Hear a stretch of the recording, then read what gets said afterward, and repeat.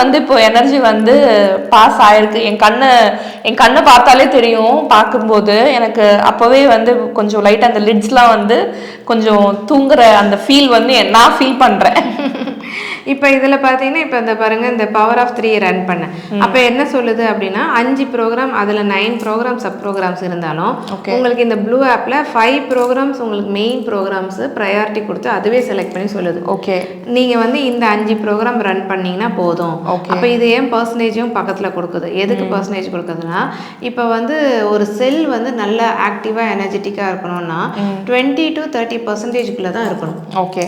So ஒரு செல்லோடைய structure, அந்த அனாட்டாமிலாம் நீங்கள் போய் படிச்சிங்கன்னு வச்சுக்கோங்களேன், அதுக்குள்ளே மைட்டோகாண்ட்ரியா எல்லாம் இருக்கிறதெல்லாம் நம்ம வந்து படிச்சிருப்போம் சின்ன வயசுலேயே.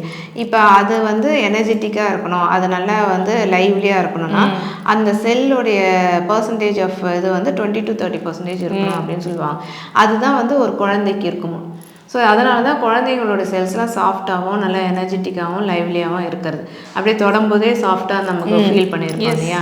இப்போ அதுக்கப்புறம் அது ஏன் அந்த தன்மை விட்டு போயிடுதுன்னா 30 to 40% ஆகும்போது கொஞ்சம் கொஞ்சமாக வந்து நெகட்டிவ் எனர்ஜி வர ஆரம்பிக்குது. ஓ, ஓகே, ஃபைன். 40 to 50% காட்டும் போது படிய ஆரம்பிச்சிருக்கு. ஓகே. 50க்கு மேலே 60க்கெலாம் காட்டுச்சுன்னா ரொம்ப க்ரானிக்காக வந்து ஸ்டோர் ஆகிடுச்சு. ஓகே. ஸோ அதுதான் வந்து கேன்சர் லெவலில் அது டெவலப் ஆகுது. ஓ, ஸோ இப்போ அதெல்லாம் வந்து தான் அவங்க க்யூர் பண்ணிக்கணும்.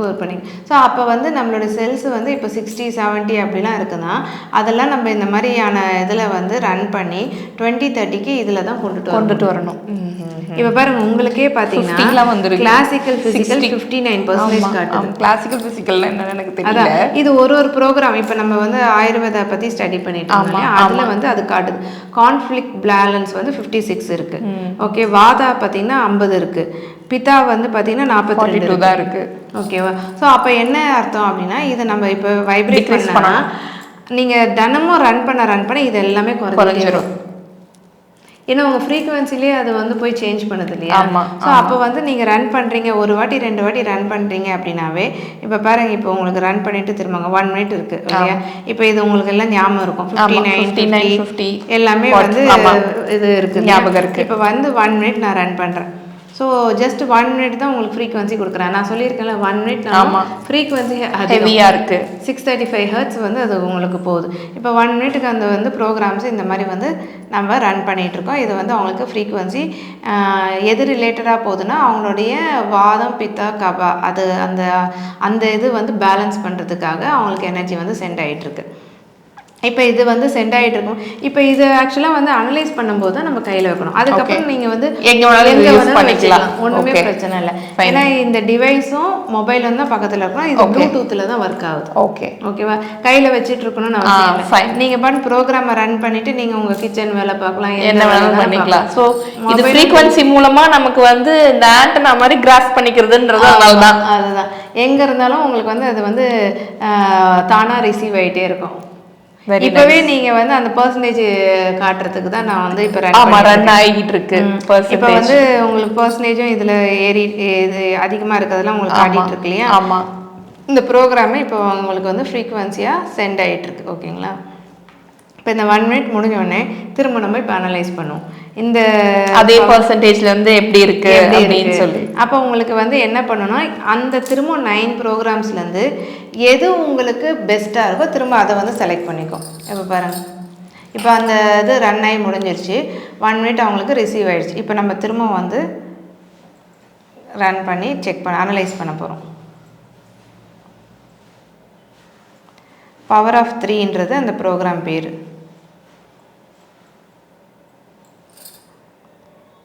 பவர் ஆஃப் 3 ஸ்டார்ட் அனாலிசிஸ் பண்ணும்போது மட்டும் கையில் வச்சுக்கணும். இப்போ பாருங்கள், அதெல்லாம் குறைஞ்சிருச்சு. இப்போ பாருங்கள், வாதம் 50ல இருந்து 48 வந்துருச்சு. அந்த கிளாசிக்கல் ஃபிசிக்கல் தான் ஃபர்ஸ்ட் போனோட அது 59 இருந்தது 52க்கு வந்துருச்சு. ஜாப்பர் புரோட்டோகால் 58க்கு. ஆமாம், இப்போ இது புதுசாக ஆட் ஆயிருக்கு. அப்போ வந்து இந்த கான்ஃப்ளிக்ட் பேலன்ஸ் வந்து நமக்கு 54 இருந்துச்சு, 39க்கு வந்திருக்கு. ஸோ இப்போ பார்த்தீங்கன்னா 1 மினிட் ரன் பண்ணதுலேயே ஒரு மினிமம் ஆன டிஃப்ரென்ஸே ஆரம்பிச்சிருச்சு. தெரியுமா? ஆமாம். ஸோ இதுதான் நம்ம தினமும் ரன் பண்ணிக்கிட்டு அது வந்து என்ன ஆகும்னா நம்மளுடைய ஆரிக் ஃபீல்டுலேயே போய் அந்த இன்ஃபர்மேஷன் பாஸ் ஆகும்போது அது டெய்லியும் வந்து ரன் பண்ண நம்ம சேஞ்சஸ் பார்க்க முடியும். ஸோ இதுதான் இதோடைய பியூட்டியே. ரொம்ப ஹெல்ப்ஃபுல்லாக இருக்குது மேம். இது பார்க்கும்போது எனக்கு ரொம்ப வந்து இது வாங்கணுங்கிற ஒரு மைண்ட் செட் எனக்கே வந்து இப்போ வந்து பாஸ் ஆகிட்டு இருக்கு. இவ்வளோ ஒரு பியூட்டிஃபுல்லான டிவைஸ் வந்து கொடுத்ததுக்கு உங்களுக்கு தான் ஆக்சுவலி வந்து தேங்க் பண்ணணும், யூனிவர்ஸ்க்கு தேங்க் பண்ணணும். யூனிவர்ஸுக்கு தான் இது முக்கியமாக தேங்க் பண்ணணும். அந்த மாதிரி ஒரு இன்வென்டருக்கு வந்து இந்த ஞானத்தை கொடுத்து கண்டிப்பாக அவருக்கு வந்து அந்த கான்ஷியஸ்னஸில் வந்து இந்த மாதிரி ஒரு டிவைஸ் மெட்டீரியல் வேர்ல்டில் ஒரு மெட்டீரியலாக ஒன்று கொண்டு வந்து கொடுக்கறதுக்கு கண்டிப்பா அது வந்து நிஜமா இந்த பிரபஞ்சம் வந்து இது பண்ணியிருக்கு. இப்போ உங்களுக்கு கோச் அனாலிசிஸ் நம்ம ரன் பண்ணுவோம். ஏன்னா இதில் தான் நீங்கள் வந்து உங்களுக்கு என்ன தேவை, நீங்கள் வந்து எதை அச்சீவ் பண்ணணும்னு நினைக்கிறீங்கன்றது அதை ஐடென்டிஃபை. Very nice. கையில் திருப்பி வச்சுக்கணும் இல்லையா? கையில் வச்சுக்கோங்க.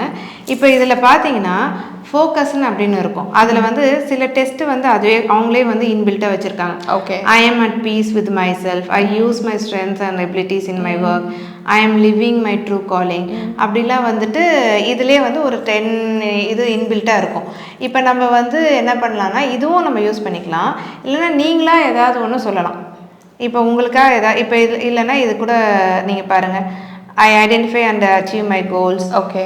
இல்லைன்னா I deserve to be wealthy and healthy. I deserve to be wealthy and ஹெல்த்தியை வச்சுப்போம். இல்லை I am open to infinite abundance. இப்போ இதில் இருக்கிறது வந்து என்னென்னா I am open to the infinite abundance that surrounds me அப்படின்றது இந்த இன்டென்ஷன் இவங்களுக்கு மனசுக்கு புரிஞ்சு. ஏன்னா இன்டென்ஷன் என்னென்னா இவங்க யாருக்கு நம்ம ரன் பண்ணுறோமோ அவங்க மனசுக்கு முதல்ல வந்து ஒத்து வரணும்.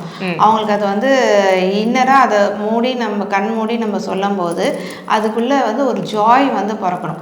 ஏன்னா எப்பவுமே நம்ம என்ன சொல்லியிருக்கோம், தாட் ப்ளஸ் எமோஷன் அதுதான் வந்து ஆக்ஷன் வந்து கூட்டிட்டு வரும். ஸோ அந்த எமோஷன் வந்து ஹாப்பியான எமோஷனாக இருந்தால் தான் அது ரிசல்ட் கிடைக்கும். இப்போ இது நீங்கள் படிக்கும்போது உங்களுக்கு எப்படி இருக்குது, ஒரு விதமான ஒரு என்தூசியாசம் வந்து கிரியேட் ஆன மாதிரி இருக்கு. சூப்பர். ஸோ இப்போ இந்த பர்டிகுலர் இன்டென்ஷன் இவங்க ஆரிக் ஃபீல்டில் எப்படி இருக்குன்னு நம்ம பார்ப்போம்.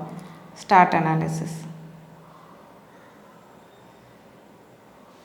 நிமிஷத்துல வந்து கண்டுபிடிச்சு கொடுத்துருது, பொய்யே சொல்ல முடியாது. ஆமா. ஸோ பாருங்க கிராஃப். ஓகே.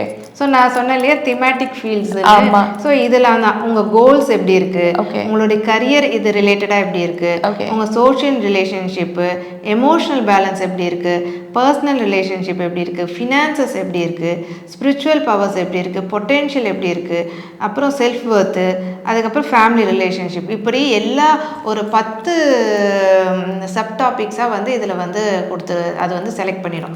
இதில் இவங்களுக்கு எப்படி இருக்குன்றது இந்த கிராஃபிக்கல் ரெப்ரசன்டேஷனாக அதுவே வந்து கொடுத்துரும். இப்போ இது என்ன சொல்லுது அப்படின்னு பார்த்தோன்னா, ரெட்டில் இருக்குதுன்னா ரொம்ப டீப்பாக ரொம்ப டவுனாக இருக்குது, அவங்க இதுக்கு நிறைய வந்து ஒர்க் அவுட் பண்ணணும் அப்படின்னு சொல்லி அர்த்தம். இப்போ அதே வந்து ஆரஞ்சில் இருக்குன்னா ஓரளவுக்கு கொஞ்சம் ஒரு பாயிண்ட் இருக்குது அப்படின்றது அர்த்தம். இப்போ எல்லோவில் இருக்குன்னா ஓரளவுக்கு கொஞ்சம் நல்லாவே இருக்குது, இது வந்து இவங்களுடைய ஆரிக் ஃபீல்டில் நல்லா உகந்ததாகவே இருக்குது, இதுவே வந்து அவங்க எடுத்துக்கலாம். இப்போ க்ரீன் நிறையா இருக்குதுன்னா ரொம்ப சூப்பராக இருக்குது, இது வச்சு அவங்க ஒர்க் அவுட் பண்ணாவே இவங்களுக்கு வேண்டியது வந்து எந்த வழியிலனாலும் அவங்களுக்கு அந்த அபண்டன்ஸ் வந்து சரௌண்டடாக இருக்கிறதுக்கு அவங்களுக்கு வந்து அது பிரபஞ்சம் வந்து ஹெல்ப் பண்ணும். ஸோ இப்போ பார்த்தீங்கன்னா இவங்களுக்கு ரெட்டு எதுவுமே இல்லை, இவங்க சொன்ன இன்டென்ஷனுக்கு இவங்களுக்கு ஆரஞ்சு தான் இருக்குது, மற்றபடி 3 க்ரீன் இருக்குது, நிறைய எல்லோ இருக்குது. ஓகேவா?